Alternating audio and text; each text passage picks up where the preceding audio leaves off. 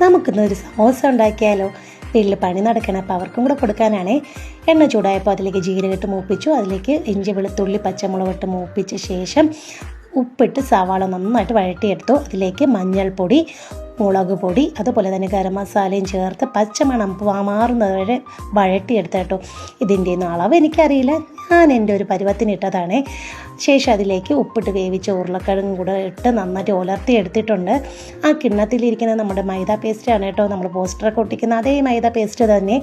എൻ്റെ കയ്യിൽ സമൂസ ഷീറ്റ് ഉണ്ടായിരുന്നു, അത് കോണോട് കോണാക്കിയിട്ട് അതിൻ്റെ അകത്ത് ഫില്ലിംഗ് ഒക്കെ ചേർത്ത് നമ്മുടെ മൈദ പേസ്റ്റ് കൊണ്ട് ഒട്ടിച്ചെടുത്ത കേട്ടോ. ഏകദേശം ഒരു സമോസയുടെ ഒക്കെ രൂപത്തിൽ കിട്ടിയിട്ടുണ്ട് കേട്ടോ. ഇതാണ് ഞാൻ ചെയ്ത സമൂസ. അത് ചൂടെണ്ണയിൽ ഗോൾഡൻ ബ്രൗൺ ആവുന്നവരെ ഞാൻ വറുത്തെടുത്ത കേട്ടോ. അങ്ങനെ നമ്മുടെ ചൂട് സമോസ റെഡി ആയിട്ടുണ്ട്. അതിൻ്റെ കൂടെ നല്ല ചൂട് ചായ ഇട്ടു.